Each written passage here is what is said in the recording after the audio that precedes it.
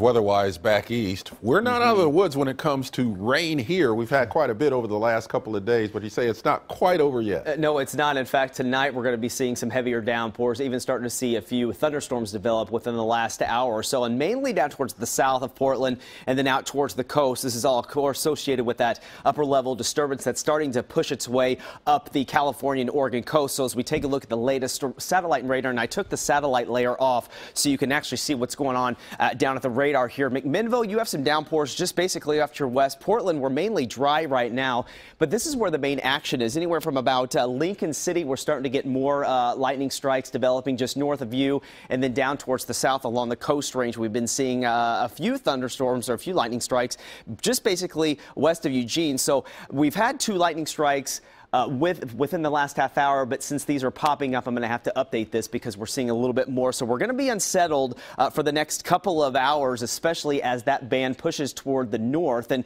looking down into California, you can see it's active as well. Even parts of the Sierras getting some snow as well on the highest peaks. But as we look at the big picture here, I'm going to put you to the water vapor image where you're looking at the moisture in the mid to upper levels of the atmosphere, and you can see where the apparent upper level disturbance is. But in addition to that, we have a couple other circulations. These are 2 embedded circulations that will swing basically to the south of that, make its way into the California coast and then southern Oregon tonight. So that's going to bring the chance for a few isolated thunderstorms into parts of northern California tonight and southern Oregon with that instability with that. So again, not out of the woods as that upper level disturbance pushes its way toward our area. Looking outside right now, we're mostly cloudy, 51 degrees in Portland. We still have an east wind about 13 miles per hour. Those winds will start to switch to more of an east-southeasterly direction. And our rain today has really been on the light side. In fact, generally about 0.05 of an inch or less for most of us. We're going to see these totals add up in isolated areas, especially where we're getting those thunderstorms and heavier downpours. But you can see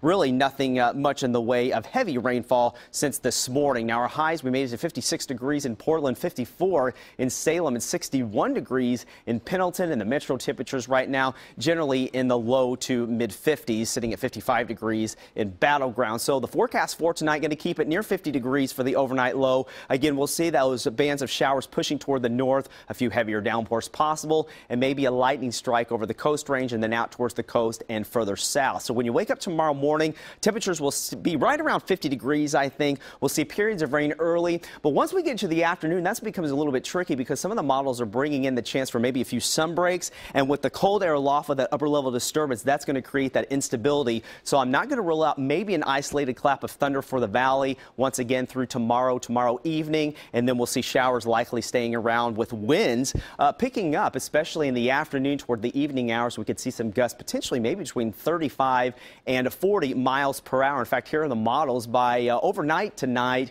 into early Monday morning. Notice how we start to see those winds increasing through the afternoon hours. So I stopped the clock right around 2 o'clock tomorrow afternoon, potentially gust up towards Newport, 45 miles per hour, 40 in Salem, and between 35 and 40 miles per hour for Portland, in addition to higher gusts out towards the Bend area. But then we start to see that system move out of here by Tuesday morning, and we'll see those winds lighten up a little bit as well. So tonight, again, downpours likely through tomorrow morning. I'll stop the clock right around 9 a.m. So it could be a little messy once you head out to work and school. Once that upper level disturbance starts to pull through again, we'll see the chance for maybe an isolated thunderstorm later in the afternoon. The snow levels actually drop to about 4,500 feet by tomorrow night. So by Tuesday, we might end up with anywhere from maybe 2 to 4 inches in our ski resort. So tomorrow, here's your forecast. Again, isolated thunder chance for the coast and the valley. That is if we get those sun breaks that I'm anticipating, and it will be quite breezy. Windy east of the mountains tomorrow. We could easily see gusts up to around 50 to 55 miles per hour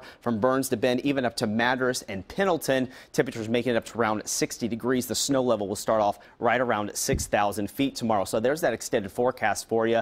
We do get a bit of a break, though, coming in Wednesday. Maybe a spotty shower on Thursday, but your Valentine's Day weekend looking pretty good with temperatures in the 50s. Yeah, significant wind gusts. That always causes problems when the ground is wet, too. That's right. Yeah, and we'll have to watch, branches falling and those sort of things, too. Not expecting any major gust out there. Generally between 25 and 35 miles per hour. Out towards the coast could be a little higher. All right. Thanks a lot, Riley. Yeah.